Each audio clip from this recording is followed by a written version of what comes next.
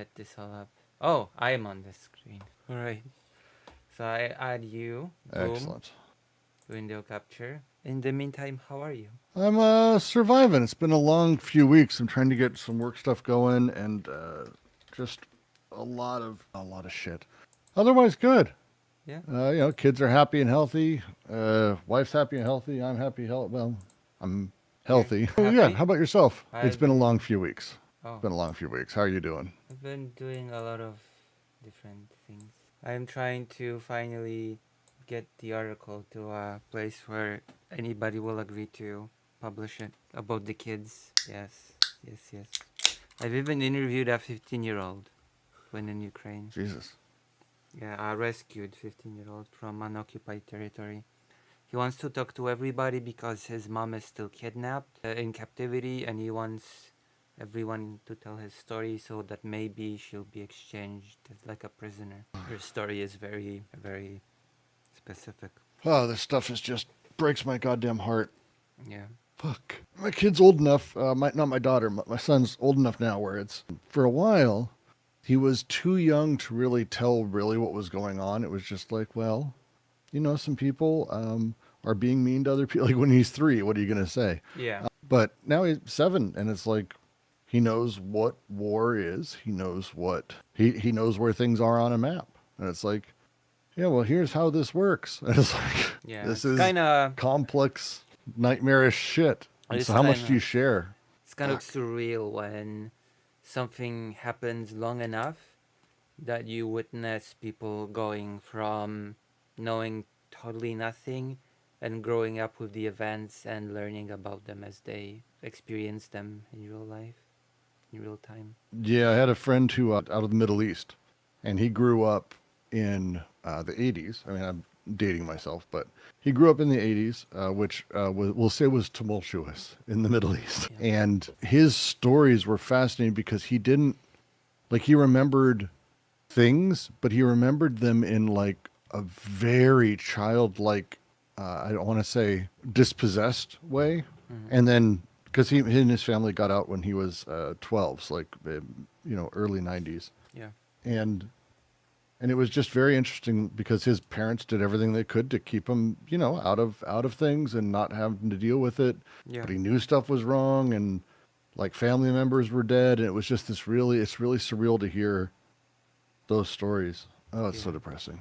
And even with the 15-year-old, there was a very interesting thing that he said that the Russians showed their real nature when they started using. He thought that it was just mines, but then they started using full-scale invasion weaponry, missiles, tanks, etc.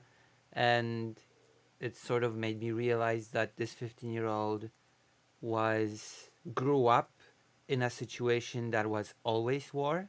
Since 2014, he basically was so little that he probably did not have any, Well, yeah. I mean, it's the kind and of thing where someone who says, "I thought it was just mines." yeah, I'm well, like, that's the you thing. mean The just a mines, war crime? yeah, Just a war the crime? mines were the norm, and then the Yes. full scale Mines were invasion. boring. Yeah, then the tanks and other things, those were outside of that. Those were the showing of the true nature because those were outside of the what was established thus far to be the norm. Ooh, And God. also, you also realize that kids like him grew up in Ukraine that was never completely free because throughout this kid's life there were always terrains occupied by Russia since No, 2014. that was when my time in Ukraine was fascinating because it's one of those things. Anytime I traveled, and this has been for years now, anytime I traveled to the Middle East or when I traveled to Ukraine, and there's a couple Southeast Asia a little bit, but less so, the normalcy of what I mean, in America, we're very dispossessed, like distanced from everything. We're deeply alienated from our impact on the world, Mm. to say the least. Like we have people who we know who came home fucked up from the war, but we didn't. Like no family was killed. Like that's not really how it works, right? When Yeah. you're the invading, you're the imperial army, and so it's always been like it's always stuck with me whenever I go somewhere and the normal is this kind of weird state. I was out in Dnipro, which is far east side of Ukraine, and this was Yeah. pre-war, post 2014, but pre-invasion. It was right before COVID, actually, and it's one beautiful, like incredible city, amazing people. It was wild, but uh, right down the street was Donetsk. Like it's not far. Down the street's the wrong side, but it's like you could hear explosions on occasion. Like, and they were very casual. One of the guys I was visiting was like, his brother was there. And I'm like, well, wait, what do you mean there? And it was, oh wait, that's Donetsk. This is an active war zone where people are dying. Yeah. And it was like he's like, yeah, it's about an hour and a half, 2 hours that way. I'm like, that's how long it. That's like at the time I was in LA. I'm like, that's the distance to Vegas. It was just very surreal for me. Yeah. And I think the more that I traveled, the more that I got to see like how much of a state so much of everyone is. The UAE, everyone there is aware. Like you can see across the water to Iran. You can see across, like these things are, everything's right there. And these things are happening kind of just like it's part of life. Very different here than here. Very different than here. So Yeah. very different. It's very, and of course there are people still. There becomes a pretty sharp generational difference. There are people that still alive. There are basically three generations. There's the generation that still remember the USSR, so still remember basically occupied Ukraine in its Hmm. entirety. There are people that were raised mostly after 1991, so they remember Ukraine that was completely Ukraine without any occupied territories. And now there's the generation that's growing up in Ukraine that has parts of it occupied, which can, interestingly enough, relate to the people more that knew the entirety of Ukraine occupied. Isn't that sort of an interesting thing? They have Yeah, these. it's and the way that the different generations talk about it, because the kids who were there, like I was working with a games company who was out of Dnipro, like a ton of talent there. But there was like kind of like the three ages of people. What There games did was they make? people. Well, they worked on like Hello Neighbor and a bunch of other stuff. They were an outsourcing house, All of them and work on the Cossacks games? no, no. They were an outsourcing house. I'm not sure if they did other work. It's a long story. But really good guys. But they had like the older generation who was like slightly old, like I want to say mid 50s, and then they had like the guys who were like my age, and then they had like the guys in the mid 20s who were like the new generation of developers. And way each one of them sort of viewed Ukraine and the world was fascinating because the youngest grew up in a space where they were never part of, the USSR. They were never part of anything else. That they've been just sort of growing something new their whole life, but they've known Yeah. Ukraine. And then there's the older people who like they knew like split half and half. They grew up in that world of the USSR, but then also not. But then there's the old guard who like the way things used to be, like kind of mentality. And it was really I've always found it fascinating how this generational stuff visits us. I talked to friends about one of the, and it's not really a joke, but it's sort of a comment I make on how the U.S. got to where it is we kind of had a generation in World War II who experienced general horror, like everyone globally did, and then no one got help for it, and instead became deep alcoholics, and then Right. that's how they treated their kids, and then lo and behold, these are the children, like our elected officials are the children of those people, and so we're kind of like this country of horrifying untreated PTSD. And I think there's a lot to be said for us when we talk about war. The easiest cost is to talk about those who die, but the difficult cost, not just from a perspective of like, how do you even measure it, but in a how do you even talk about it, is the people who live. Because, we're talking, when we talk about Palestine, for example, anyone who's alive at the end of this, like, what the fuck does that mean for them? How do you even possibly exist in a world after going through that? But even if all of that seems like it's fine, you've gone through famine and trauma in ways that we can't even imagine and fathom. And that the human that produces is necessarily going to be malformed.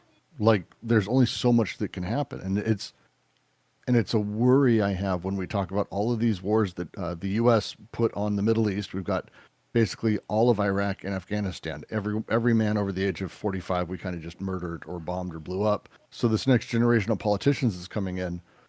They grew in this space. What is the psyche that creates? What is the person that makes? And I think Ukraine's going to see it after this. I think Russia's going to see it at some point. Well, we've seen even some documentaries that have been tackling this topic. A Yes, there's psychologist some in the very good ones. Ukrainian army saying how Ukraine will have a big problem with people suffering from psychological issues after the war, and that is a thing that should be thought about now rather than hastily dealt with after it happens. Yeah. I mean, we won't. That's not what we do. But we should. I'm not going to like it's there's this documentary that came out recently called Kix, Kix. It's Hungarian and it's about and it's kind of hitting into some of these things. It's not about war, but it's about just one little boy and how he grew up in the system. The way that a broken home and like the way that it, things exist. And the documentary is 10, 15 years or something of this kid's life.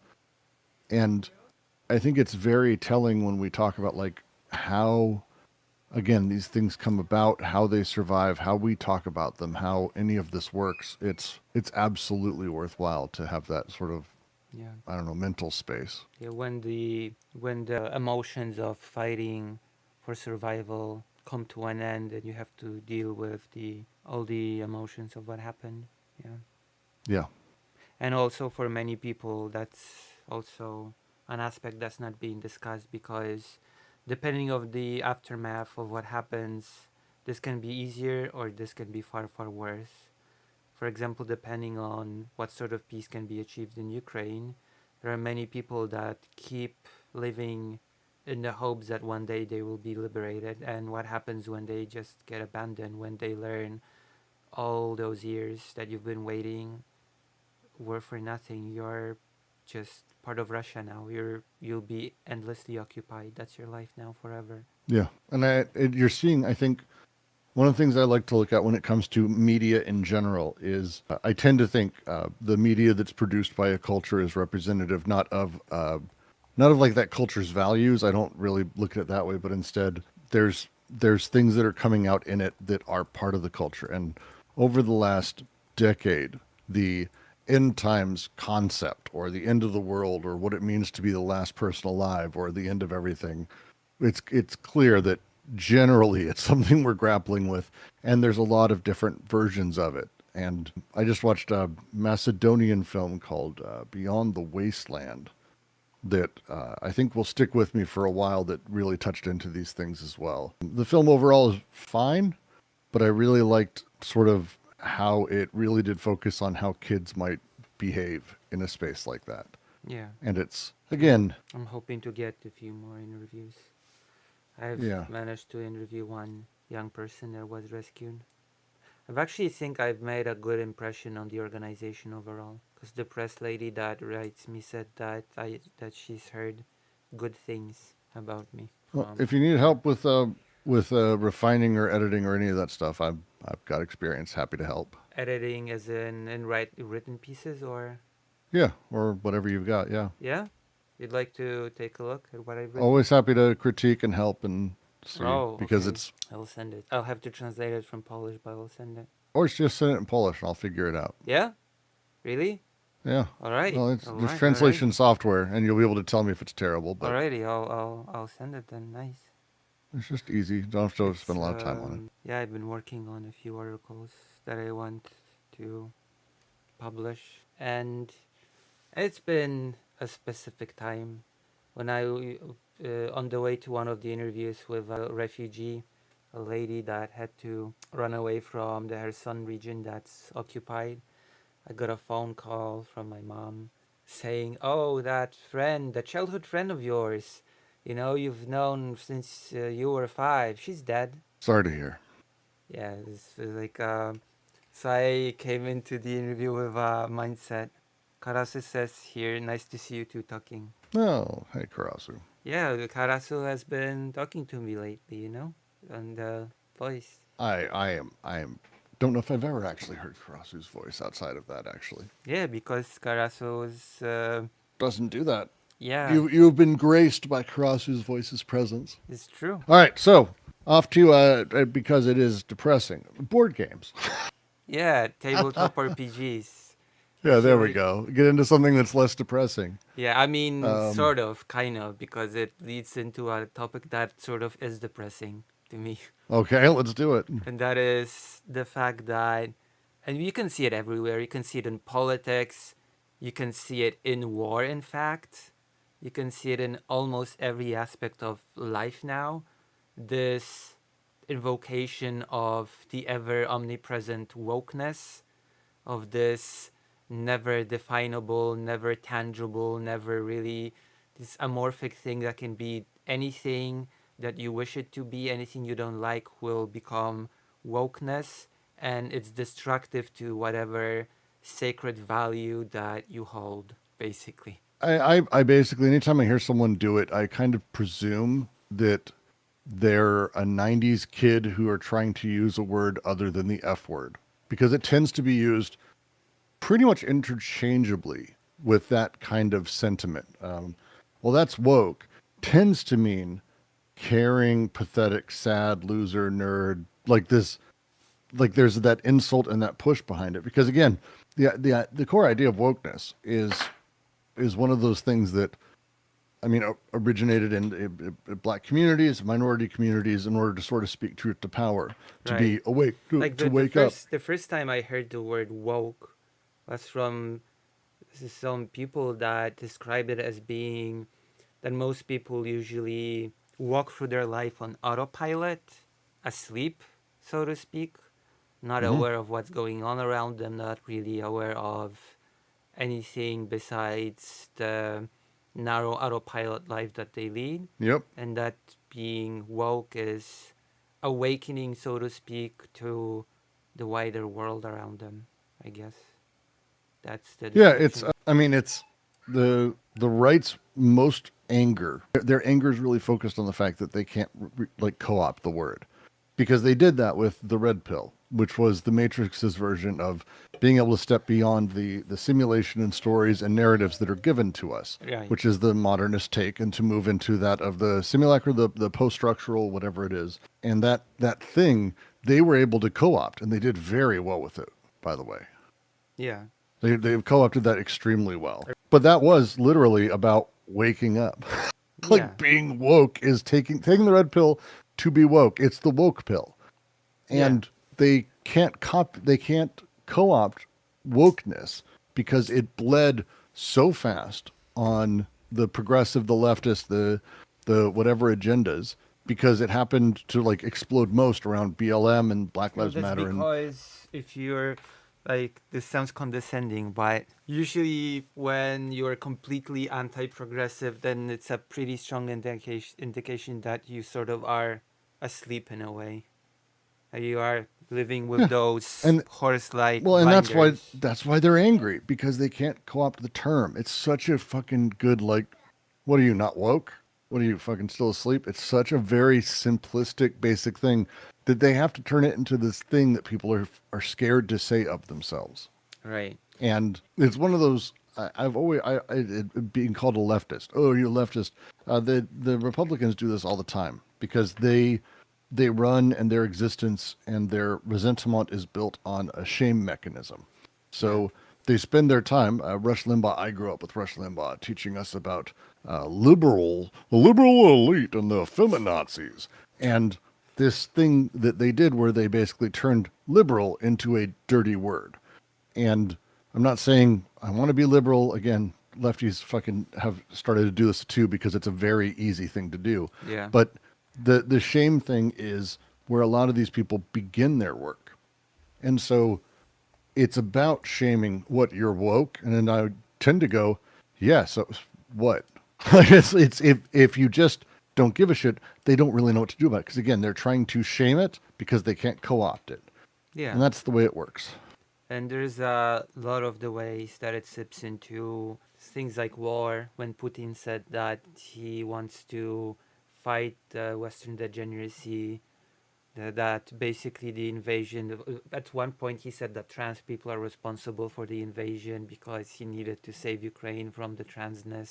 And The transness and the Nazis, which are always on the yeah, same side, as you know, yeah, oh, naturally. And naturally. it seeps into things that are seemingly simple, like hobbies, which brings me to our topic of conversation. Are you familiar with a content creator called Wick? Wick TV? I do know Wick. You do I know Wick or I of Wick? do. I know. I have. I've talked to Wick twice, and neither of them were pleasant experiences for Wick. Oh, what were the topics? Do you I know? think it was just a call in where I basically both times just called him a series of things and mocked him because I don't have a lot of care for him, and I think what he does is embarrassing as a human. Hmm. Are there any Why creators? do you like Wicks? Do you like Wick? Uh, I guess I'd say that I'm pretty neutral at this point. I remain a neutral stance towards it. There were some things that I did not like from what Wick. I tend to, and it's a lot of the same thoughts I have for like Dylan Burns too. The idea of debate as a thing, one that no one has interrogated and had a conversation around. Hey, is debate a thing the left should participate in? Is it a thing that actually encourages revolutionary fervor or thought? Because the answer is no, and it's been pretty resoundingly known in traditional activist circles, but also in theory circles. Like debate is something that is purely about rhetoric and reactionary tendencies, not anything else. So this is why you tend to see on the debate shows you don't see a lot of Someone, like good leftism displayed because good leftism isn't about debating. Debating's about right? opinion. And opinion and doxa are boring as shit. Someone just said that Lucy loves Wick, but I think that Oh. I don't Oh, know. I'm I sorry. I didn't mean to be insulting to. to my beloved. Well, you know. Yes. I mean, I don't know. You said that similar things to Dylan Burns, but I think I would put what Wig does and what Dylan Burns does in for me two different categories, if that makes sense. Oh, yeah. I mean, I tend to mean more in like the hippy dippy context. I think Oh yeah, but that's I sort have. of over and not the main thing that Oh is yeah. done. Well, true. I tend to have a stronger opinions on these things, but the debate thing specifically is what I mean. The sitting there and Because going, I think that the main situations in which Dylan Burns engages in debate is when people push certain harmful narratives about the war, and he tries to correct those misunderstandings that people might have about the war. The mm-hmm. narratives about NATO, the narratives about Euromaidan, the narratives about aid Yes, given it to and it and it Ukraine. and that part does very little good. The good work is done when you're talking about individual stories that people can attach to and understand from a generally human perspective. Oh, The larger scale, that's the brunt of his but that's work, not what isn't he's it? doing. That's Isn't not that how the I've seen it displayed. isn't it the brunt Look, of his whole documentary thing? from what I saw, it was the brunt was actually very large narrative stories about why this is happening and how sad it is and how awful and the feeling for a person, but not ever sort of going beyond that. But again, I have different takes. Hmm. Less the point on the documentary stuff though, because again, I can. That's fine. That's trying. Wick does just sit all day and do the same stupid shit where he Oh has yes, panels of people unfortunately. who naturally just disagree, who just disagree, and debate does nothing. Debate exists only to create sort of the moments of opinion and doxa for Right. people to attach to But and have that's reactionary sort of investments in. why that's sort of what I would differentiate the two people. Because Wick engages in what I have criticisms for. I'm actually maybe I'll try to talk to him about it. The Well, it's when it comes to the tabletop thing. He often organizes panels like virtue signaling in RPGs, or woke orcs, have orcs gone woke, or man rights activist goblins, and makes this as a centerpiece to what ruins the hobby, quote unquote.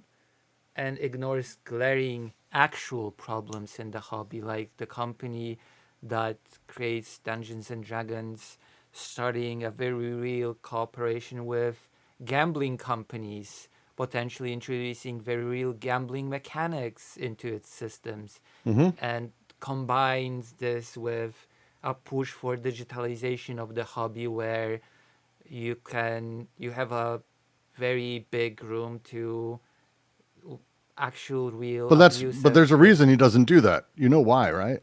Because there's no debate there. Like you're not going to find anyone except for like the libertarian basic of like, well, they have the right to do what they want as a company. Is it good? Well, no, but they have a right to do what they want. No one's going to argue for these things. They'll all argue against them in various ways and disagree well, over why I'm it's not even bad. sure about that. I'm Oh, not at this point I'm I not have even sure. reactionary friends. I have reactionary friends who are furious about magic and how they've gone woke or whatever by selling out to the companies, by doing these weird, crazy packs and making them part of the core deck. And like these things are quite real in that space. They're against it, but they're not for stopping it. They're not like, and so Yeah, again, the but that's debate why doesn't. that's I think the debate should be okay. Why don't we focus more on pushing against these, creating awareness about these things that are actually harmful, rather than focusing on the smoke screen that actually doesn't hurt the hobby but takes away people's energy and attention from what's, well, you know what I'm trying to say, I think. Yes, but again, my point would be that for Wick and for the debate community and for what debates are, you and I could have a discussion about this. And let's say I was taking an opposing side. We could have a discussion about any of these things. Right. It's not going to be interesting to watch. It's not content. It's not the thing that needs to be put on YouTube for someone to have a successful channel. Like Well, I'm not sure if Wick has a successful channel per se, even if he it's could have a bigger than worse mine. channel. He Well, could have a worse channel. you could have my channel, and I know, but Well, he could have a smaller channel. You've got a 1.36 isn't anything to sneeze at, but it's the thing is that the excitement is in these big moments. He could have the other side. And by the way, it's again this is the reason that they craft and debates are crafted like they are. You could take the other angle where it's are are Nazis insane for like Nazis are angry about wokeness in board games. How silly is that? You're not going to get anyone on the right to debate that because they are conservatives by nature and reactionaries by nature are deeply incurious and not willing to defend their position in that kind of thing, but they're willing to attack, they're willing to shame. And so if you give them that fodder, mm, they'll do it. People who are in even middle of the road or center right positions will constantly take positions that are or debate positions that are anything because they kind of think of the principle of the thing. Reactionaries don't have a principle. That's why they're called reactionaries. I think. Oh, some people in the chat have some words for you. Oh, Are you interested? sure, why not? Question for Brooks: if not debating, how would you try to change someone's mind? I generally don't try to change people's minds. I used to. I stopped doing that. The best way for someone to have their mind changed is experience. And there's a lot of things that can be experienced that do that. The only way you or I believe I as a person can change someone's mind is through sort of affecting them in a way that causes them to question their own beliefs, which is so fucking difficult and so personalized and such part of that that you're not going to win it with like facts and knowledge. That's not how debate works. It's not how people work either.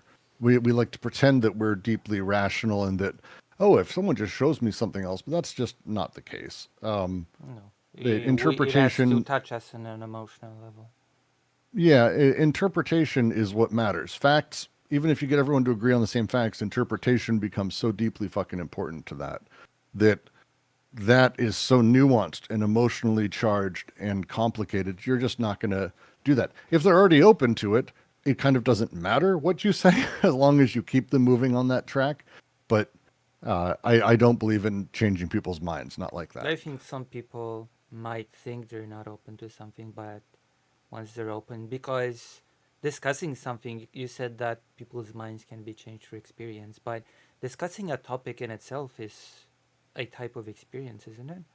They might see something No, from, no, no, no. It's intellectual and yeah, it's but symbolic. it's So also a way to make people think, well, I haven't considered that. I could They go out and try to have that experience. Sure, and they'll say, "Oh, I didn't consider that," and then when they get a chance to think about it, they will because they're able to, because language is necessarily symbolic, and metonymy or metaphor enables these symbolic connections to sort of shift and change.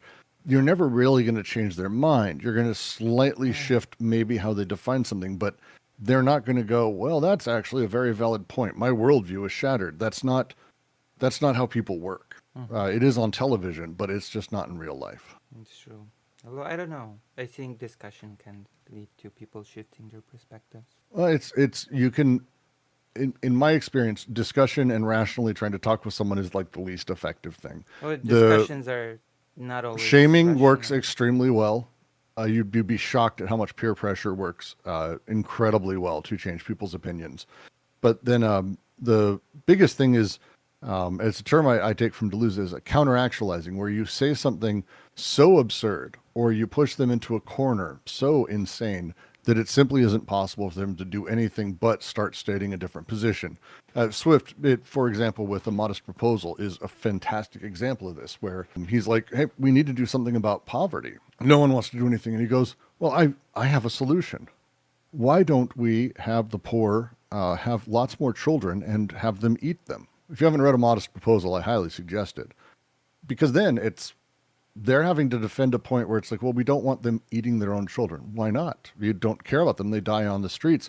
Wouldn't it Oh, be I best if they mean, I'd were? have a different answer for that. To them making a lot What of would that be? children, how? What would be I mean, A Modest Proposal if you cannot was afford food? Then won't the children just be no nutrient, skinny, well, that's what bone-like he's saying kids? is babies don't need very much, and so you feed the babies, and then the parents can eat the babies.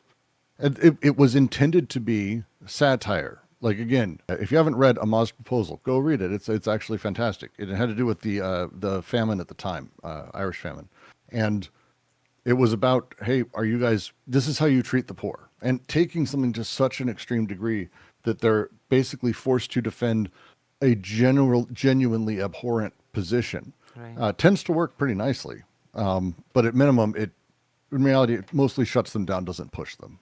right. Someone asked, what would Brooks say to streamers who say I've changed so many people's minds? I assume you just dispute the claim. Yeah. I mean, anyone who's already had their minds changed. Oh my God, I was watching this and it's like, yeah, but if the streamer had an impact, you're pushing it towards the edge. The reality is people are far more complex. A single person having watching a stream, watching a debate and changing their minds. For example, if someone comes to a pastor and says, I realized God's real yesterday just because I was thinking about it. Or I watched a sermon and that guy just convinced me. It's like, is that really what happened? Or is there like a lot more going on that people aren't really given understanding for causation for, what drives them, what pushes them? But It's a lot more than isn't that. it sort of, isn't it a little bit of an argument in favor, since our life is built of many experiences, many little bricks that build what we are,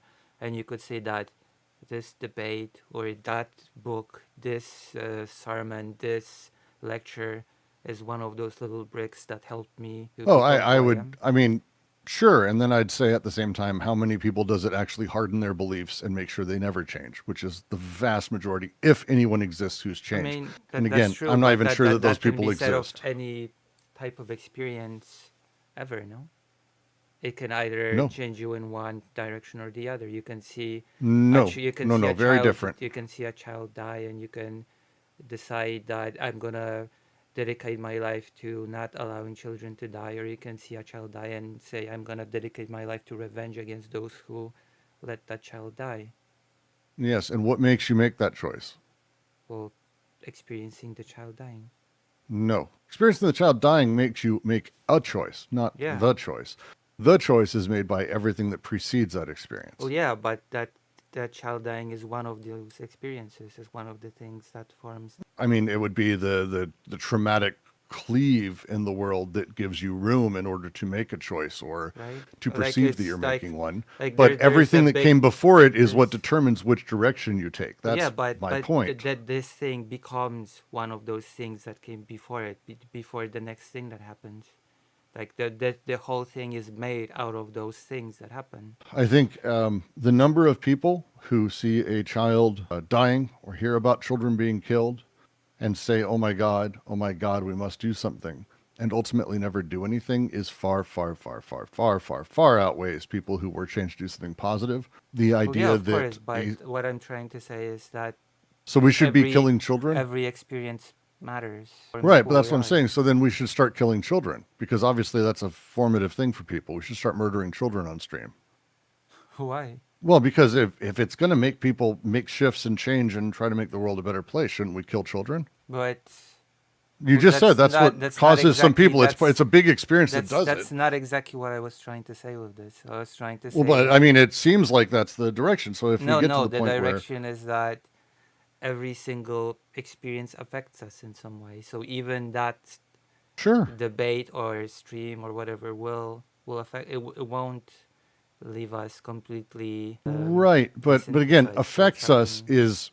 affects us is a we'll just say to say affects us and then utilize two examples. One being an online debate where people are discussing whether or not wokeness is in magic cards or seeing Right. the death of a child. I'm not sure that these Well, experiences these are very different experiences, and the I would impact is say very different. in a lot of ways. Yeah. And the biggest difference, this is presuming that they make a change, but the biggest difference would be that there is a sort of a thrust or a traumatic angle to one, less to the other. But again, the person who visits that, and I have a lot of experience with this, as do you actually. People who come to a dead child or a child who's just been killed or an experience where a bunch of children were just killed, that person sees this as a transformative moment. But is it a transformative moment or does it just shift how they place their power in the world? Because the person right before that who decides, I want to get revenge, I must get justice, I must do this, I must change the world to prevent this from happening again, were they that before that happened? Yes. This just hardens and makes particular that setup. It doesn't change them. There's very few people, and I've had opportunity to know enough. There's very few people who come out changed in sense of like they do different things. They have grander gestures. Oh, they're I'm going to give up my life and work for this, but they were that person before it as well, right? Like I I don't mean, know I'm not. to say another way. I don't know anyone who like the day before like a bunch of a bunch of black kids get killed in their neighborhood and lynched. The day before they were screaming the N word, and the day after they're like, "Fuck, we must abolish systemic racism." Like this isn't a thing, right? I guess, but I because and I'm probably not saying that, but it feels like you're saying that people are sort of formed and experiences just reinforce a certain mold that already exists. They do. And I'm How a saying person is interprets those things, and yes. I'm saying is that people are more malleable in a way, and series of experiences make small little changes that compound into bigger changes over time within I people. can agree with that. The series, I agree with. The singular, the debate, all of that, I'm hesitant to agree it has any impact. It's I mean, there's The Onion has I this think great it. article. The Onion has this great article and video, and it's titled. It goes. I'm just going to read a little bit of it. I had to Yeah. pull it up because it's just my brain. It's from a Trump voter. I voted for Donald Trump because I thought he'd create a better America for everyone. But after reading 800 or so pages on queer feminist theory, I realize now just how much I've been duped. You got to understand, I come from a small steel town in Pennsylvania. If I had known foundational texts on intersectional theory, well, I got to tell you, I would never have checked lock her up and lock her up, where, as we told Hillary Clinton, was the enemy. But it's clear now the true enemy is the patriarchal capitalist society that maintains its ascendance by making powerful and ambitious women appear threatening only to protect my status in a system purposely designed benefits white men like myself. Jesus Christ. I I love that because it's clearly silly. right? It's clearly silly. And that's the thing. It's not it's a great video, it's a great setup, and it's worth a watch. I'll send you a link. But Okay. like and the guy's also really pulls it off. He acts it well. But it's this is the thing. It's the build up in this direction. I as a yeah, let's go personal story time. All right. My dad is a Trump voter. My mom now too, which is just horrifying to my brother and I, who both are people who reluctantly voted Kamala. We're very, very different in the space of politics. And why? Because my parents obviously raised us, and we were raised inside of a white, middle-ish, lower middle. We were comfortable, white suburban, middle America school in a Christian area. We had all the things, and yet we've both come out not that in any capacity. Mm-hmm. And we were talking about it, and for both of us, there was this like formative thing my dad did, and we talked to him about it. It's worth the story. My dad, when we were younger, every Christmas would make us go to the toy store and pick out toys for kids we didn't know. And it was like for donations, or it was they'd have these trees of like these kids who like wanted toys, and they kids would write like their wish, and you'd pick them off, and we'd buy toys for kids you didn't know, and he'd make us deliver them when we could. And when you're 5 or 6, there is a trauma in giving away toys you want to another child. It's a weird feeling, Mm. like because you don't get it, you don't know it. But my brother and I never forgot that, and it lives with us. Where we were Santa's elves delivering toys, and the excitement, the kids, the dad crying every time. We will never forget it. My dad doesn't remember this being a big deal at all. It was not a thing for him. Like it was like we don't know why he did it then. We don't know why he made this big impression on us. But there's this thing in us that is now wherever we're at, even when we have not had anything, I've had tough times, he has too, that no matter what, we are in a place of thinking about others, thinking about the positionality of others, how we fit, how we can be helping people, how we ourselves can fit in, how the world can be made better. And my dad is a Trump voter. These things. And he thinks he's doing what he's doing for the best of everyone. And I genuinely think that about a lot of Trump voters. I think their interests are invested completely differently. But why is this? Why is it built this way? And again, I go to the investments that are created very early, the way that we are socialized, the way that we understand the social space, how we invest there, and how we build those systems into ourselves, become recursive, become repeating, become our habit of existence. Mm-hmm. And the change of that habit is something that is possible, but it is not a thing that happens just by seeing a debate or seeing 10,000 of them. Because when we see the debate, like my dad or it's either going to be something that sticks with you or something Mm-hmm. that changes you or something that doesn't matter. And that's not determined by the debate. There's no like great debate. It's determined by how you go into it or who goes into it. That thing is the challenge. Right. Well, I think there are a few aspects to this, a few very different aspects. One of them, I think, is that because I've mentioned that series of events, and I think that this debate can be one of those events, one in a series of events. And that even if the debate itself It is in not. theory could if someone's contingently happens to be coming to it and needing that and it's the moment. But again, this is presuming an exception because the vast majority of people who do watch the debates are pre-decided and are rooting for their side. And there's no changing a mind. There's no one who would ever go, boy, Destiny saw his mind changed. He changed his mind. Oh, Vosh got his mind changed. They've had incredibly bad takes. Sometimes the right take, but whatever it is, Mm-hmm. there's no one who's like come away from these debates going, oh shit. I've watched flat earther debates. Like it's they're arguing rhetorically. They're not dealing with the actual meanings of things.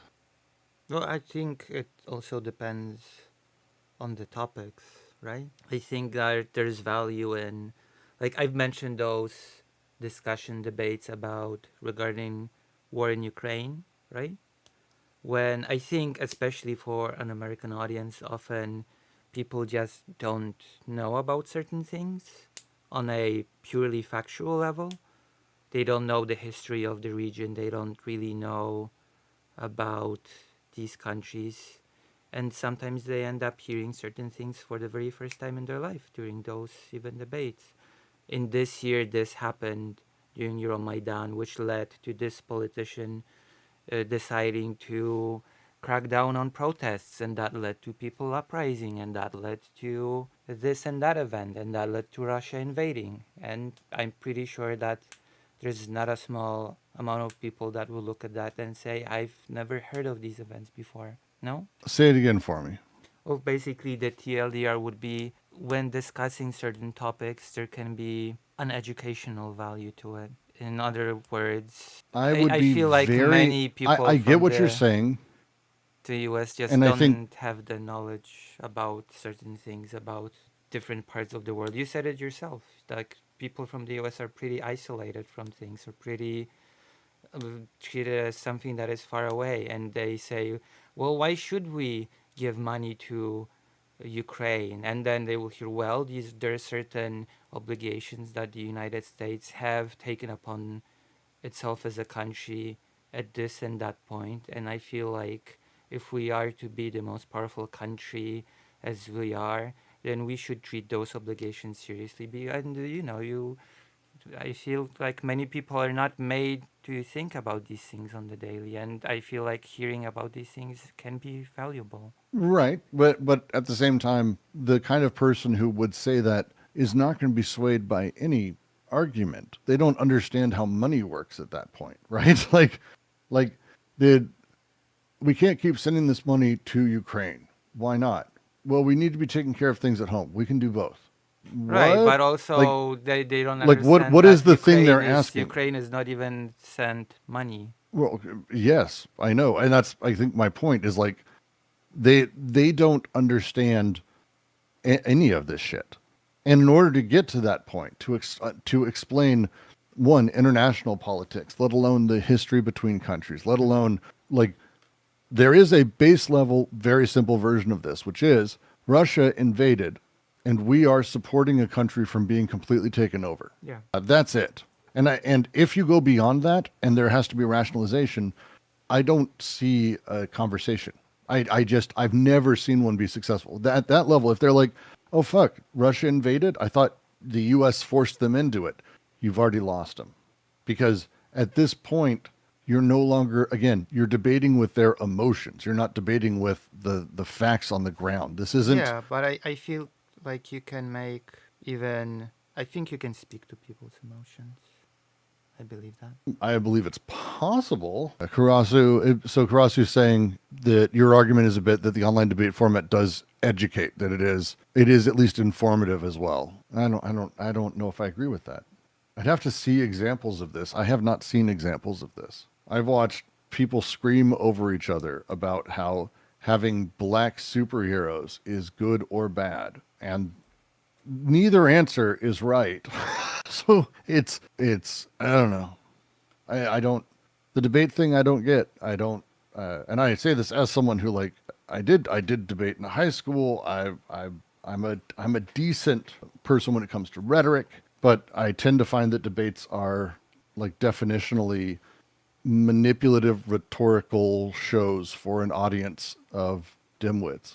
Well, I don't know if I would condemn debate as a way of this thing, but I have a track record of debate, quote unquote, but I kind of suck at debate because no debate that I've done thus far has been a debate. Usually, the debates that I do just turn into conversations, friendly conversations, even. Well, that's because so here's the Because thing. This is the challenge, and this is why like this you and I are in theory debating on whether or not debate is good, but I wouldn't right, even call it that. We're talking about it, we're discussing it, and we're going back and forth, and we're earnestly regarding what the other person says and thinking about it for a moment and then disregarding it, which is fine, but we're giving that. But this is not how debates work. They're not entertaining. They're not fun. This isn't how any of the debate formats work. And so because of that, you have to realize that actual debates, and this is probably why you're bad at them, is actual debates don't care about what the other person says. I mean, this is a thing high schoolers learn. Lincoln Douglas debate is a form of competitive debate done in speech competitions here in the States. And it's named after Lincoln Douglas, as the Lincoln and Douglas debate was a famous U.S. moment. And it's meant to be about moral values and sort of more philosophical, and it's got a very particular format back and forth. And what it teaches, and they teach you this from freshman year on, is very particularly how to handle responding, not interrogating a concept, but responding to what the other person says to win. And that is debate. That's a rhetorical tactic where I'm not really caring about the content of what you say, but more the expression of it and ways I can turn it back on you. And it's very easy to do. It's actually, rhetoric is one of those things that is a skill that has to be learned. But as far as like interesting skills that are useful, I'll take critical thought and response any day of the week. Like it's debate is boring, very, very boring. It's exciting and fun to watch, but like the reality is you end up, and the best example of this, I think, would be the Zizek Peterson debate, because about, and you can watch it and you can watch Zizek's face shift. He opens and he is very much, because they're there to debate communism, and he is passionate about it. Whatever you may say about Zizek on other things, like he's always been very open and passionate about communism and how it might work and what it might do. And he's debating Jordan Peterson, who is a mentally incapable of a lot of things. And Zizek gets up and he's impassioned and he goes at length and he's going fast. He's going so fast he barely even has time to sniff. And then he sits down and Peterson gets up and Peterson pulls out, I've been reading the Communist Manifesto. And you can see in Zizek's eyes where he goes, oh, I thought we were going to debate, like almost, And from there on, he's friendly and he's open because he realizes this is not what he thought it was. It's something else. And that else is the back and forth. And for that, it's not a question of who you're up against or the ideas, but the audience. And at that point, and Zizek is so clever when he knows this, he turns from being academically difficult and incapable of being understood by most people, which he is when he opens, to being affable, fun, and absolutely dog walks Peterson through some very basic concepts, but does it in a very friendly, happy way. That is all debate. All debate is encapsulated in that thing. And it may reach some people. Fine. I always tell people when we're in our Discord and we're doing debate stuff or we're talking about politics is like, remember that the person you're talking to doesn't matter, that you'll never convince them of anything, but people reading exist. Yeah, I generally believe that. And if that's the case, debates for that, great. But in my experience, actual debates is just people yelling at each other, and trying to get clever dunks and disses. It's a yo Yes, mama the contest clever, intellectual. the clever. Yes, the Yeah, dance. it's yo mama intellectually I coddled mean, inside of some bullshit. I guess we see celebrities matching each other gladiatorially, says Karasu. I think, but I don't know. I'm still not giving up completely on the idea of discussing things between two people that don't necessarily agree on things, and even maybe exposing people watching to certain ideas or even facts that they've not heard before that might want make them want to look into it a bit more. Introduction to certain concepts, introduction to history of certain areas, introduction of even the current situations of certain people. I have a lot of issues with debate in general, opinion in general, and these other things because it just makes it so. I don't know. I'm an optimist. Well, so for me, it's one of the great challenges, and the other thing I find distasteful about debate is that you do see a huge number of people debating anything, Yeah. and they're all experts in nothing. They pretend they're jacks of all trades. They aren't. They're like fourth There grade are level in almost everything. there are very prominent examples that exist They're very prominent, and the reality is that I've gotten a handful of people upset with me when I say this, but you don't have to talk about everything. Like you don't have to have an opinion on everything. No. There isn't like a demand that, hey, if and I mean this about everything. It's like, oh, when it comes to fucking trans issues, when it comes to Ukraine, when it comes to civil rights, if you don't know stuff enough to have an opinion, stay out. And that's kind of fine. Like if that's just where you're at, that's kind of fine. But to start weighing in emotionally because of anything else, and it just becomes this dog pile of emotions and garbage. I would take someone who honestly goes, look, I don't get any of it, and I just want to stay out. And I'm like, fucking thank you. I almost want to say thank you because the idea of someone who doesn't talk is almost incredibly valuable at this point. Right. Although there were some people that I've seen say, I don't really know anything on this topic. If you It's nice want to to, see. if Isn't you it want nice? me, I mean, it is nice. If you want to hear about it, there are other people that talk about it. I don't talk about this. I don't know It anything about happens. this. It's just very rare. Like for a trans creator, for the biggest Polish trans streamer, I actually don't talk about trans issues much on my streams. Well, and that's like it. You want to talk about something that to me is like part and parcel of like the setup of why this shit doesn't matter. Like the idea of debating someone on whether or not you exist is to me horrifying to Well, put anyone in that position or to justify your own experience and life. okay, I that's just sort of I've because I've talked about debate with a person I remember years ago, and they put a concept to me that is very important in my opinion, and they basically put forward a model in front of me that said that's because debating trans issues is not good to debate because well certain things are just not up for debate. There are certain things that are fact. There are certain things that are like debating I- should be more about the ways there has to be a certain baseline for people to debate. Like let's say we agree on a destination and we debate on the ways where we get there, but there are certain fundamental things that should not be up to for all debate. right, but so again, debate as a thing, like as it exists in modern times, does come from the Stephen Douglas Abraham Lincoln debate idea, because we're not talking about discussion or consultation or Platonic or Socratic dialogue. Like this is not that. Mm-hmm. This is debate, and debate is specifically from Stephen Douglas and Abraham Lincoln.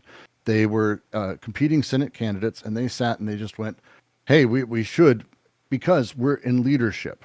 And it would be better than us saying, here's what I believe, and generally kind of saying almost the same thing, having some differences, but letting people see where we disagree. Because the point of debate was not to come to a conclusion or to find out who's right.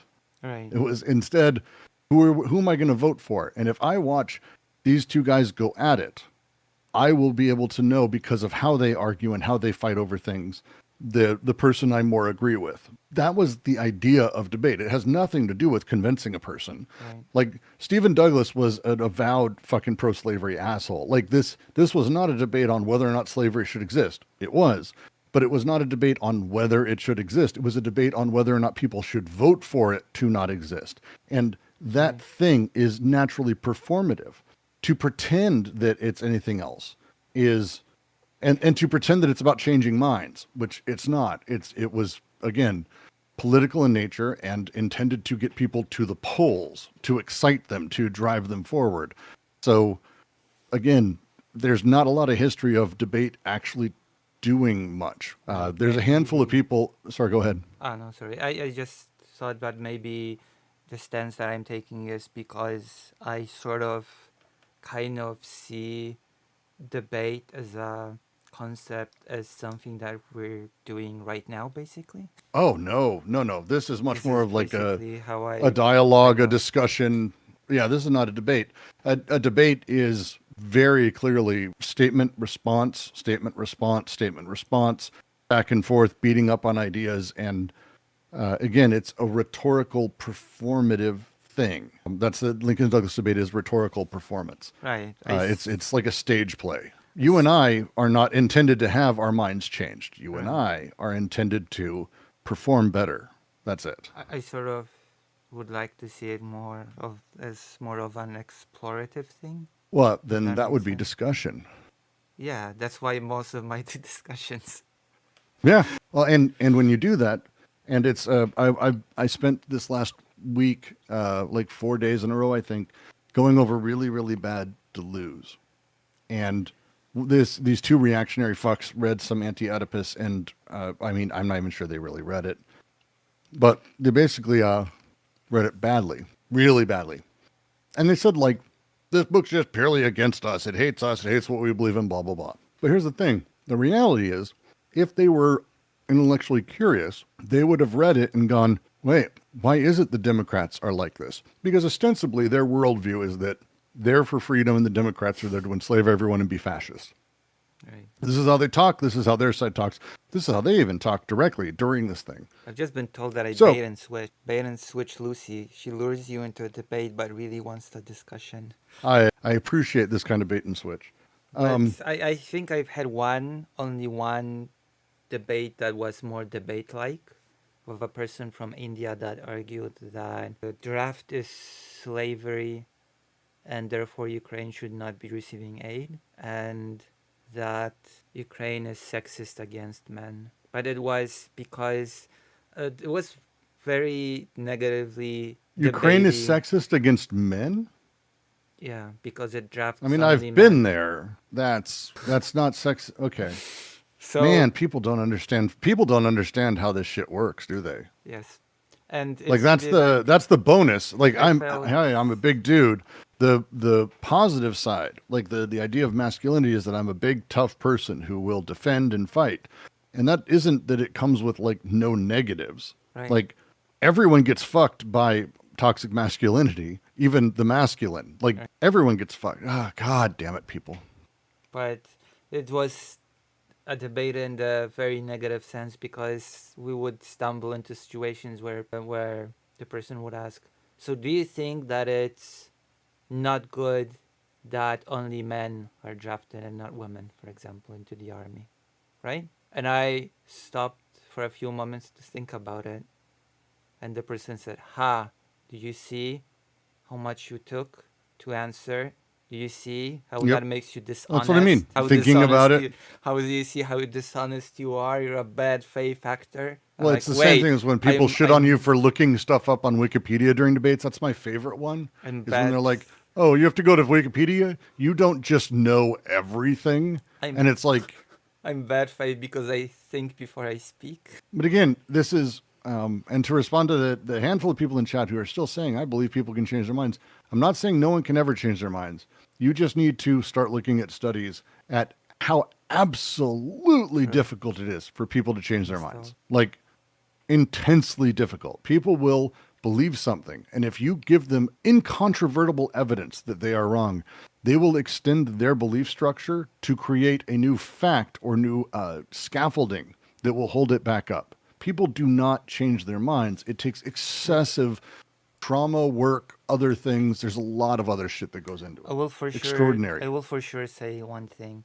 When a person does a thing, lives that thing, breathes that thing, constantly educates themselves on a thing, tries to spread awareness of that thing, I think there's value of them discussing that thing even in not necessarily completely friendly manner if it means exposing more people to that thing. What Well, it's what I find weird go is ahead. people that are go with the attitude of I'm a debater. I debate anything. I'll debate anyone about anything as long as it's a debate. I'll debate any topic. Let's go pick a topic. I'll debate it, and let's debate. I that's the part that loses me. I will say. Um, Veritasium is a pretty huge YouTuber, and he tends to have really interesting science that he ends up interpreting really wrong and kind of runs with in a bad, like he's good at hard science, bad at sociology, which is not a shock given how many people that applies to. But he did this one thing. It's a great little mini test because one of the things that happens with people is that we are presented with and we have an idea of an outcome in our head Mm-hmm. and a meaning in our head. And the internal desire we have to break a thing apart or to undo our own understanding is incredibly rare. And the example he gives is he says, I'm going to give you a series of numbers and you're going to guess the rule. You can then say any set of numbers, three numbers. I will tell you if it applies to the rule. And it's like, okay, cool. He goes, okay, 2, 4, and 6 applies to my rule. And inevitably, everyone goes 6, 8, 10, or something like that. And he's like, yeah, that applies. And then they keep going. And they guess, oh, it's even numbers. And he goes, no. And then they guess, okay, then 2, 4, 8. He goes, yes. And they're like, but that's even numbers. Is it like square numbers? Like they keep trying to guess. This is a thing that the thing comes from studies. He's got a paper in his description that you can read through.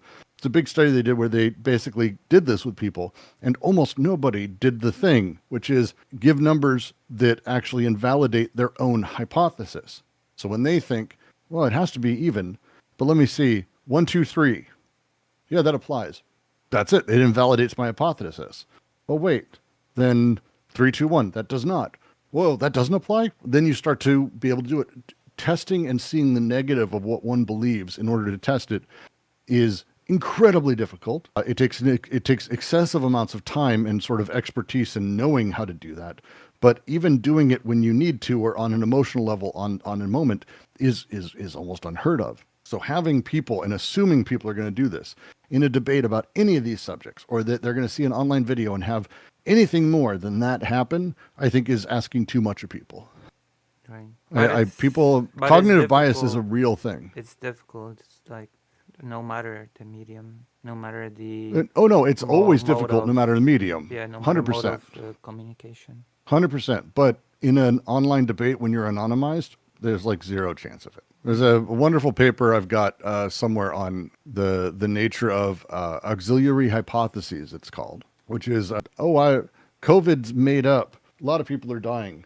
Oh, really? Well, my friend fucking says that all that's fake. Well, no, actually, we've got the numbers and we've seen the bodies and we have proof. Oh, yeah? Well, my friend says, like, the scaffolding that you can keep moving, that alternative hypotheses COVID that continue to build. Personal, since I just say, well, my father died of COVID. I've lost 2 friends to COVID, and it's no joke. Yeah, right before the vaccine rolled out as well. If you'd be very brutal about it, you'd be able to say, well, someone that believed the masks don't matter and stuff like that basically gave my father COVID. Yeah, I woke up. Eric Spinato was a producer at Fox News who actually I'd gotten to be friends with pretty close over a decade. I woke up one day and he was on the front page of Reddit with everyone laughing about how he died and how funny it was that someone from Fox News had died of COVID. It was before the shutdowns of February, I want to say. It was right before everything. And that was fun too. It's people are very happy to believe what they want to and will continue to do so. It takes an extraordinary amount of effort and work and or trauma to change someone in that way. Yeah. I think people sometimes relish in suffering a bit too much when they believe that it's something that's good, if that makes sense. Nietzsche always said there were 2 people, those who felt guilt and those who used that feeling in others. And I've always liked that way of thinking about it. But yes, tabletop role-playing games, I was about to say, Karasu beat me to it. I think that there is a tendency of ignoring big glaring problems that hurt the hobby, that move towards exploiting people, towards changing the medium in a real drastic way, tangible way, the way that companies will try to, especially in English-speaking countries from what I'm hearing, because in Poland, for example, you have community centers, you have places where you can go and spend time and indulge in certain types of hobbies.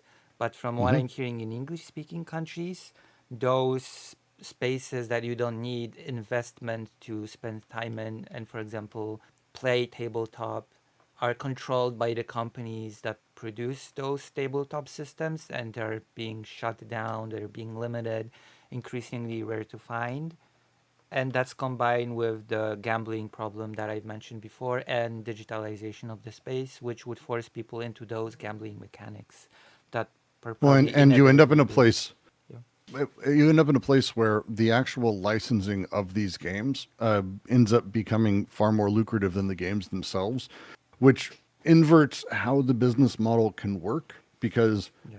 for example, Monopoly. Hasbro owns just an extraordinary number of game properties that they've bought over the years. Yeah. It's actually kind of an incredible story. A lot of depressing shit. So much depressing shit. But they own Monopoly. And they sell a good number of copies of that game every year. Do not get me wrong. Yeah. But the margins on physical copies are small. They almost exist in order to drive other IP or to drive other partnerships. And one of those is like when they do, special edition Monopoly, they do Mario Monopoly, Barbie Monopoly, any of those. They sell Yeah. a couple extra more. They've got the vertically integrated production cycle for that. But Monopoly Go, which is nothing to do with Monopoly at all except for a visual cover, they get a huge amount of money from Scopely from. That game pulls in multiple billions of dollars every year, and it's straight up gambling. There's no gameplay in it, not any at all. Yeah. There's no agency. It's literally just tap and the dice rolls and you move. There's no choices. Everyone does the same things. You just either do it slightly faster or slower than everyone else. And if you pay money, you can do it a lot faster. That is the entire game.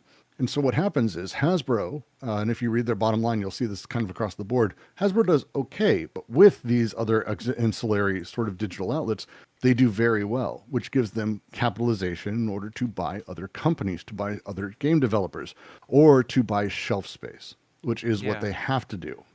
And when they start buying shelf space and pushing other people out, or they start changing how things are manufactured, or this or that, it puts other game developers in an incredibly difficult position of how do they actually make enough money to justify the company that prints to do this in smaller runs.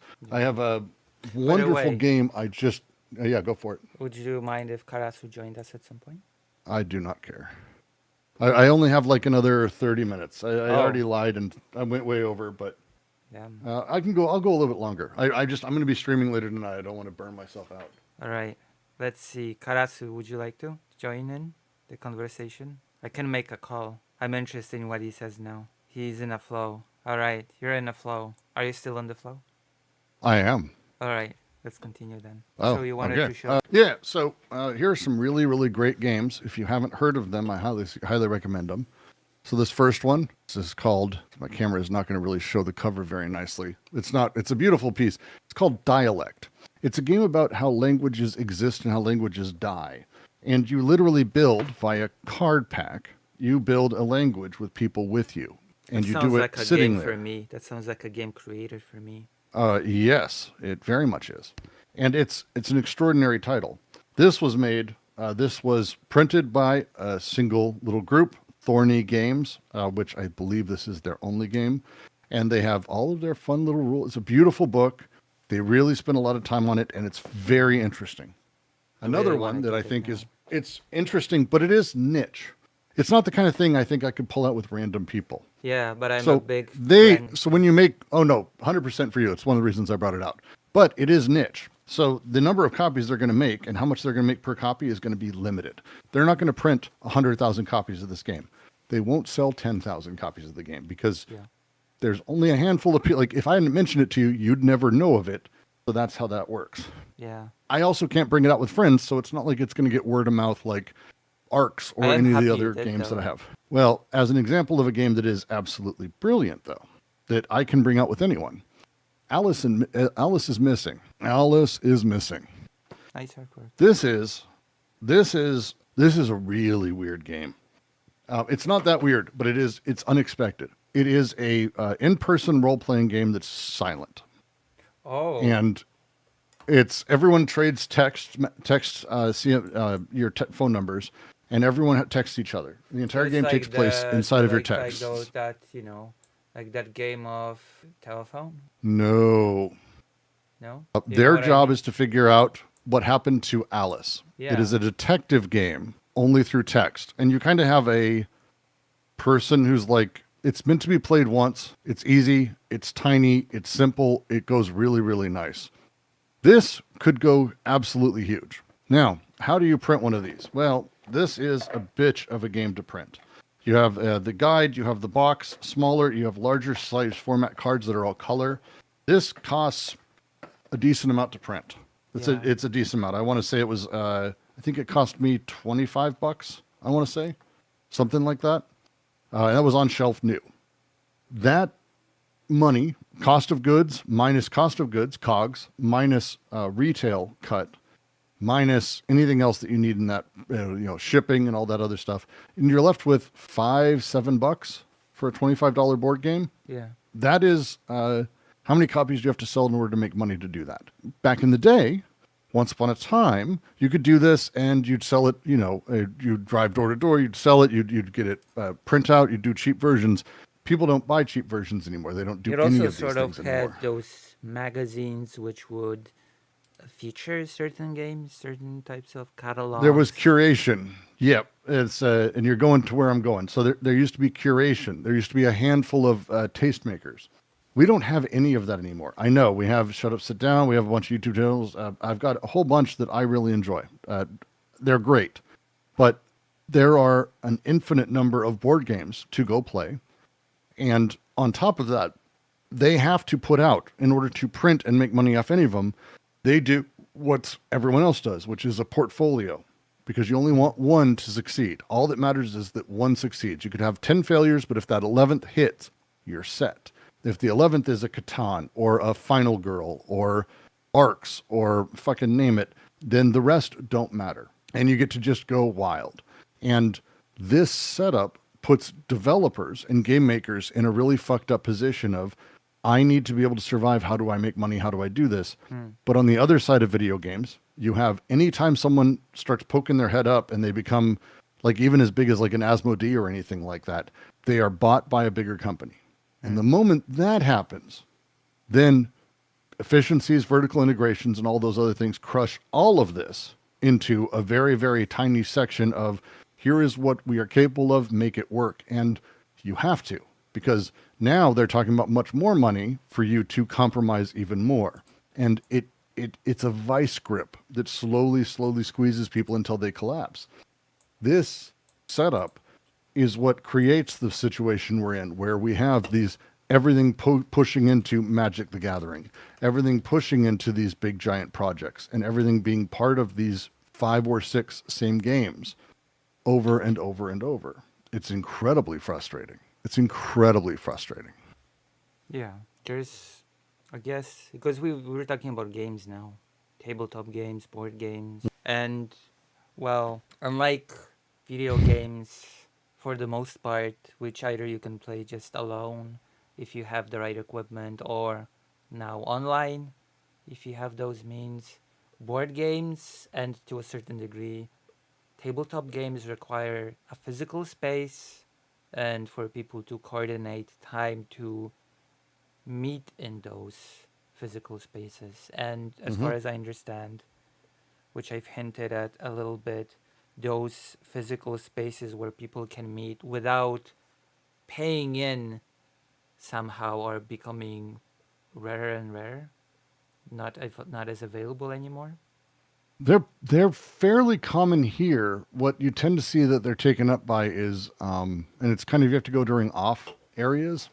So weekends are Magic the Gathering, Pokemon, Also, Warhammer, the thank you big for the guys. $5. Thank you very much. During the week, during the day, there's a lot more opening, but Can you then tell you me also have to about these contend with spaces? Can you tell me what sort of board spaces game are? stores. So Board game stores as they a sort thing. of create a separate little room for people to be able to go to and play. Yes.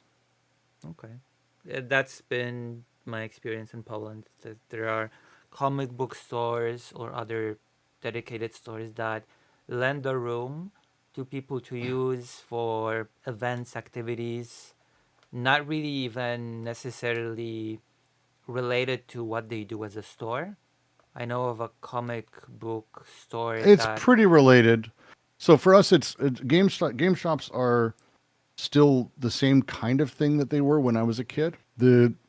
Generally speaking, when I was a kid, they were, I think, less reliant on magic cards specifically, like magic cards and all of that, and the tournaments and all of these things that come with it. I think they're very, very much more dependent on. It's basically Yeah. In order to have the space for all the games that they need in order to make markup and in order to make profit, they need a huge amount of space. That huge amount of space is best used by continuing to have card tournaments and dealing in magic cards in and out as a thing, Yeah. which tends to be what most of these stores rely on. Yeah. But then the problem is that, and I say this with all the love in my heart, people who play Magic the Gathering and Pokemon and all that are just some of the grossest people who've ever lived. In what Like, regard? have you been to tournaments? No. Oh, then you wouldn't know. Yeah, Like, that's why I'm asking. like people who smell like they shit their pants. Pokemon players smell like they shit their pants. Yeah, and I'm not talking about children. Like, if it was kids, I'd be like whatever. But I'm talking about like adults. They're gross and not nice and kind of weird. There's a Meat Canyon of all people, Papa Meat. If you don't watch, he's great. He just did a big thing going over some of the best stories people had that he found on like the Pokemon subreddits and everything. And I think, and people do shit their pants. I know Boon of Tyrants. I'm trying to be very nice, but there is the grossest people. And I say that like I've been to Comic-Con multiple years, and Comic-Con has a lot of them there. But they're special. And so what you have is, and they're also non-welcoming. They're really, really, really unwelcoming to people who are coming into the space, especially women. And so you have this like weird thing of this type of person who naturally creates their own safety space and their own walls and keeps people out almost naturally. Naturally is a very fitting word here, considering what you've described. But Most game stores in America now will have signs on the door that say, if you're here, you must have showered, because it's so gross. really, It's been so gross. Yes. that I was about to ask about what, because that feels like a problem, doesn't it? That feels like a problem that begs for some form of solution. It does, but it's not happening. So they're just forcing it. Every game store I've ever known always had, and this was for years, always had like deodorant behind the counter for the guys who needed it. Because I've always only experienced these hobbies in direct circles related to me. Like when I went to school, I had friends at school, then we'd group up and go and play these tabletop games. I've never experienced it in a more randomized setting with strangers, with random strangers that go to a space. It's more like we have a group of friends that go here or there. Usually we would not even go to a dedicated space. We'd even go to a bar or a restaurant and buy something to drink and play in those settings. And when we were kicked out, we'd No, go to we're a talking about, playground and play. you're talking about people who enjoy playing games. Yeah. Like this, I don't even know if these people get pleasure out of it. My favorite story is when it was on the Pokemon subreddit. So the way Pokemon tournaments work is you register your deck beforehand. Like you go and you say, here are my cards, and these are what I'm going to be using. And if at any point it turns out you're not using that deck, you actually lose the round. Like a person can prove it. And there's this post of this guy who went, I pulled my deck out. My opponent took one of my cards and ate it. Like ate his card. Like fucking ate his card, which forced him to be a win. Like it was a loss for the other guy because he didn't have his deck anymore. Like these aren't people who enjoy the game. That's crazy. You'd think that the rewards for these tournaments are hundreds of thousands of dollars or something. No, I think that was a regional, maybe. I don't know. Well, what's the reward? I'm trying to make I, sense I of I'm get I'm nonsense. get I'm guessing you get to take a photo with a pretty girl. Like these people are very I'm strange. And surprised again, pretty girls agree I've been out to of Warhammer participate. since right after high school. Which I stopped Warhammer, tabletop or the war? tabletop. So the I'm RPG, old. not the figurine war, battle war The thing. figurines. Oh, Yeah. because you have the tabletop. The tabletop as in like Dungeons and Dragons. You have Oh no, no, no, no. Warhammer Don't, Fantasy Warhammer's. Battle, and you have Warhammer Oh no. Fantasy Role We're talking Playing. about like. Yeah. Yeah. So No. I even have Blood Bowl figures. I still have Blood Bowl figures. wait, so Um, what army did you build? Out of curiosity. I'm not getting. It doesn't matter. But I'm not. I don't want to go down this road. I hate this. I hate this hobby now so much. Why? A few Is it years because ago, of it's? because of the people. Oh, I went, and it had been years, and I was like, you know what? I love painting. I do it as a hobby, And I was like, I kind of, in a couple of years, my son's going to be old enough. I want to start taking him to, these games. I want to like do that thing. It seems like a fun thing. So I was like, I'll go local. And I went, well, they're having a tournament, and I went and tried to talk to people.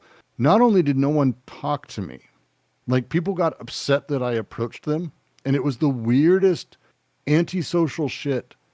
It was psychotic. It was like, so, how many times a week are you in here? And I'm like, oh, I'm just looking to get back in. He's like, and he like just walked away. And I was like, what the fuck? Like how it was Feel just so I awful. feel like in Poland, when I witnessed it, there were so small amount of these stores.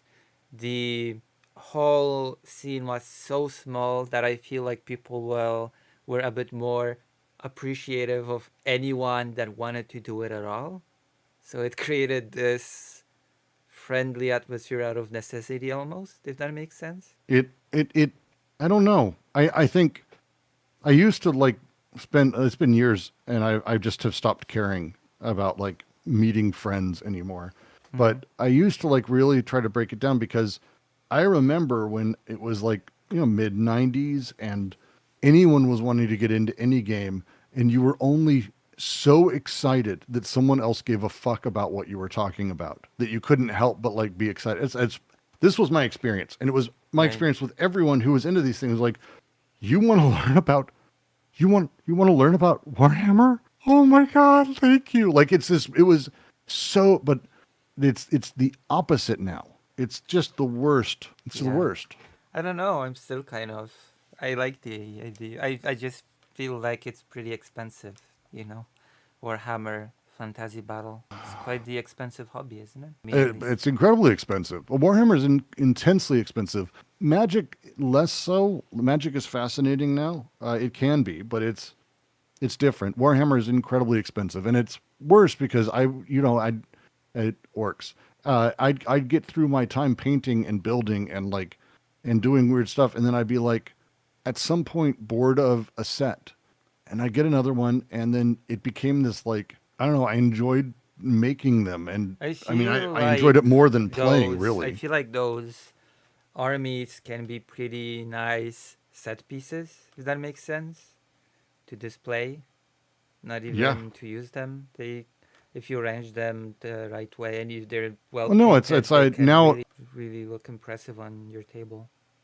Well, that's why I've taken up. I buy board games now, where I buy figures just for painting and just like kind of having, because I just don't care anymore, How do because these you people are create just this? deeply, deeply unfrustrated, How do you deeply create the frustrating. sprayed blood effect on weapons, for example, on armor, on characters? You drip. I mean, there's a lot of ways. Depends. It's a flip Yeah. with the paintbrush. When I was small, my mom helped me paint the figurines, the little figurines that I had, and she would take a toothbrush and she'd do the flick with the toothbrush to make the effect Yeah. stronger because the toothbrush is more stiff. It's nice. So, what do you think? Do you think it's an issue, this sort of smoke screening of this is woke, that is woke, our hobby is being. I think it's part of this gatekeeping, actually, that you've encountered with people. To be quite honest with I you. would love it if these things became more woke and interesting, because that's the other side. Is the like I was saying earlier, the idea of the debate we had with black comic book characters or whatever, and it's like none of it. There's, it's not good or bad. It's positive in the sense of there's good representation, but at the same time, like, is representation income? Like, you can debate these things and discuss them all day, but the reality is, I just want interesting characters and unexpected characters, and characters I don't share 100% of my life with, or that I like. I need to be confused by. Penguin and the new Batman movie. Yeah. Did you see the Batman? The which one? Okay, The the good Batman. one. Which is the Uh, good the one? I mean the good one. I like The latest with the dude from I like Twilight. the Jack Nicholson one. Okay, No, the so dude from Twilight. but the Batman, was it the one with the newest Batman I've seen was the Batman with the I think it was with the Riddler. It was the terrorist Riddler and the Penguin and Yeah, Catwoman. yeah. And the Penguin, it's fuck, he's so good. Colin Farrell. Everyone was so that movie was interesting because everybody was so quiet in it. It was It was interesting. Like Also, that's the thing Gordon that Gordon was, I think, the actor from that movie about robots, the TV oh, no. series about robots that was based on a movie, the cowboy robot movie. Oh, yes. I'm trying to remember the title, but it's blanking out. Westworld. Westworld, yes, the actor from Westworld played Commissioner Gordon, and I have to say, he made a pretty good Commissioner Gordon, in my opinion. That I really liked, but again, the film was interesting, and it was unexpected, and it was something I wasn't ready for, and that's why I enjoyed it. Was it great? The best thing ever? No, no, not at all. Wait, But it was. why am I infuriating someone in the chat? It's not my fault I didn't remember the word Westworld. I liked Westworld. Did you like Westworld? I liked the first season. Yeah, I did like the first. I think I liked it the best.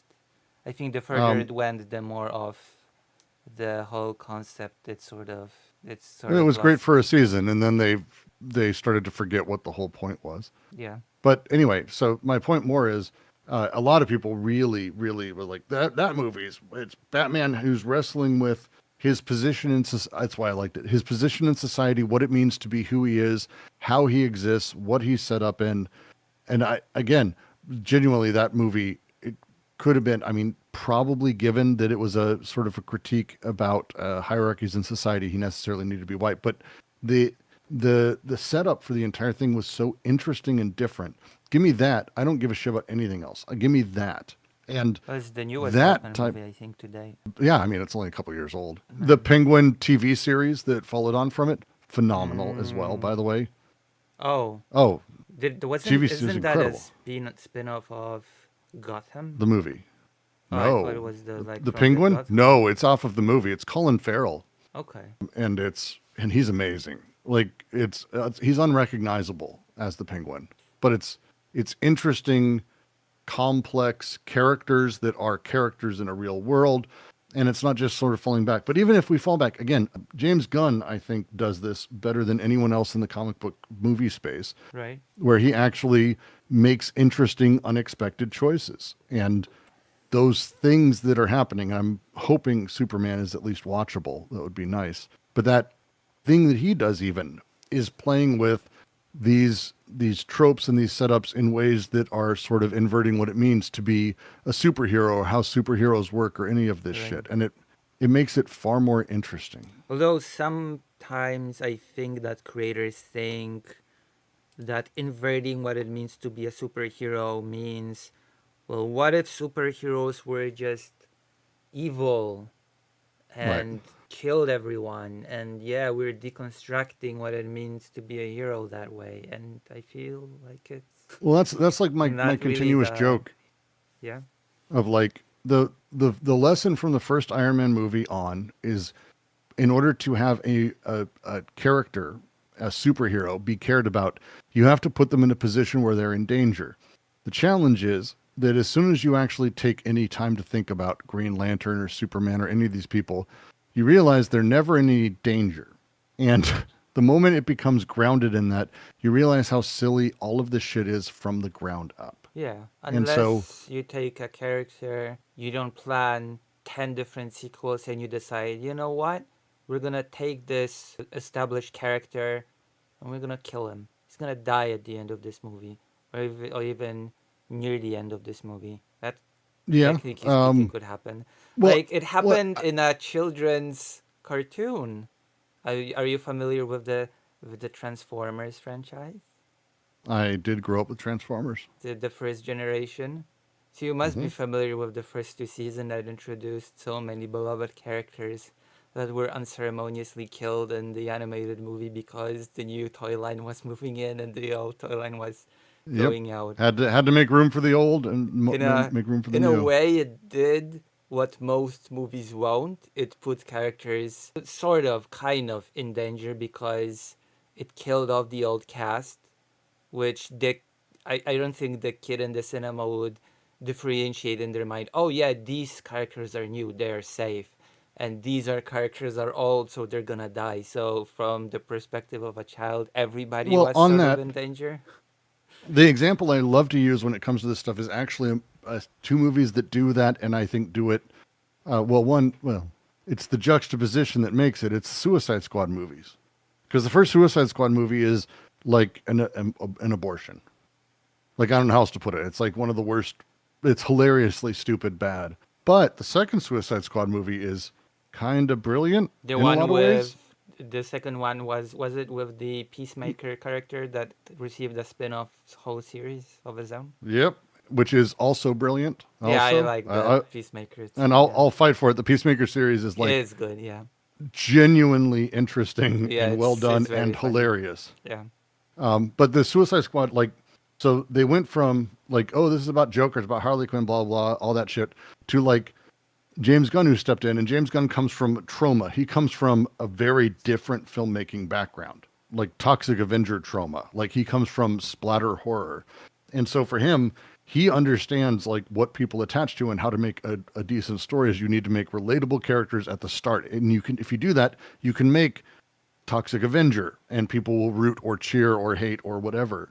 And so he created these characters and set up this really odd moment where the entire thing they're being forced to do it and they're doing it, they're under orders, they have no choices. And yeah, he actually has one moment, the whole only moment they have in the film is where they make the choice to actually go defeat Starro. And despite saying they're going to be killed immediately if they don't turn around. So against everything, we have a movie of momentum, constantly moving forward, and then they turn around and decide at the one moment to save a lot of lives, putting their lives at risk. They actually did the heroic thing. And it's this amazing turn that he did because this is what a hero is. Someone who against all odds does this, who's right. literally at risk.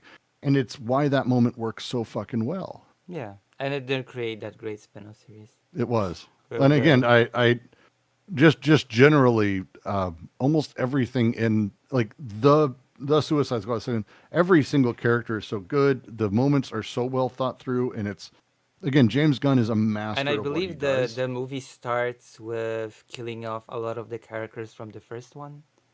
It did literally open by doing that, yeah, which Yeah, is hilarious to me. It makes me laugh so fucking hard yeah, because the way he did it is like it just I he literally made it about two movies where like it opens and you've got the squad and they're getting assembled and all that, and then it just cuts and it's like, yeah, they announced, yeah, we're killing all those guys, they're meant to die, you're the real Suicide Squad. And it says that in the film, and I just have always loved that he's just very upfront with that. It made me happy.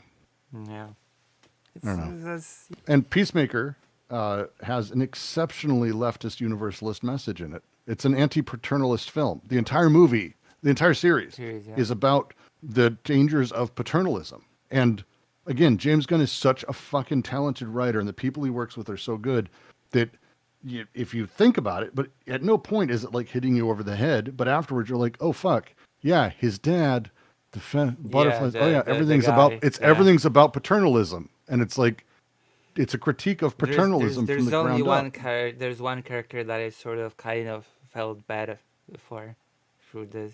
The detective that chased the Peacemaker throughout the series, and then she just died in seconds and became an alien. Well, yeah, but that was the butterflies are the paternalistic. They're the symbol of paternalism, Yeah, but I sort and of she's the felt bad police. that the character's sort of life was just snapped out like that. Was it? Well, yeah. Like the butterfly used her as a suit, she was basically dead, and the butterfly just retained the memories of the person. Right, but so then the question would be, as a detective of the police who's there to enforce order and to protect people and everything, she would have bought in completely to the butterfly's message anyway. Sort of, but it doesn't mean that she would have said, well, then just kill me. No, but again, this is where it's she. This is the point of the entire idea of the butterflies is. Is it a thing you have to affirmatively ask for or give approval for if you're already working towards the hardening of a paternalistic father state? If Right. that's the thing, then your position in society is simply just moved over.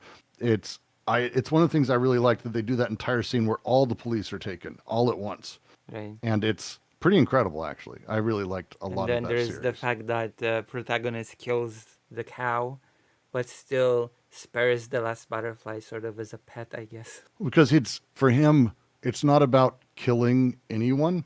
Like it's his moment is realizing that no one should be dictating how things are done. We should not have a plan in front of us. We shouldn't have someone laying the groundwork. We should be moving forward. It's not about killing anyone. It's Right. about preventing that groundwork. And by killing the cow, he has no need to kill, and so he saves the last butterfly who joins him on the porch for a drink, which I again always loved. Right. Which what the butterfly will sort of just die out of starvation, won't it? Eventually, Because no cow. no cow. Yeah. I really liked it, and also genuinely one of the funniest ways to have an anti-paternalistic message is when he says battering ram helmet go just fucking under his breath and it just shoots her right through. I fucking loved that I movie had a a lot. really I love nice that show. relationship with the. Oops, sorry. I have an app that tells me Yeah, when there's a bombing in Kiev. So there must be something happening in Kiev right now. Did you hear? I did, but you're fine. Yeah, but because I'm in Warsaw. But there is a drone alert in Kiev right now. I'm looking at the app. Attention Kiev, enemy strike UAVs are approaching your direction from the north and the east. Here's hoping they're safe. It's 2 o'clock. I gotta bounce. I've got work Alright. stuff I gotta get done before Friday It's closes out for me. it's 11. If I can recommend, you should look into the dialect game. I will. I think you'd really like it. When will we It's return interesting. to our semi-regular video gaming thing? We'll find out when I can. Life is just not predictable enough for me right now. All right. Well, thank you So, very much and for I know today. I'm happy too, and thanks for having me in this. Always good to have a debate. Yeah, exactly. I think I won. You won. I mean, I got dominated. It was Yeah, brutal. it's. I'm gonna do a compilation of the dunks as well. Many dunks had on me. I know. Yeah, it's I'm it's like just terrible. I'm just awful at this. But you yeah. win, Lucy. Thank you for having me, as Again, always. thank you very much. All right. Let's see. See you soon. All right, that's happened. So how was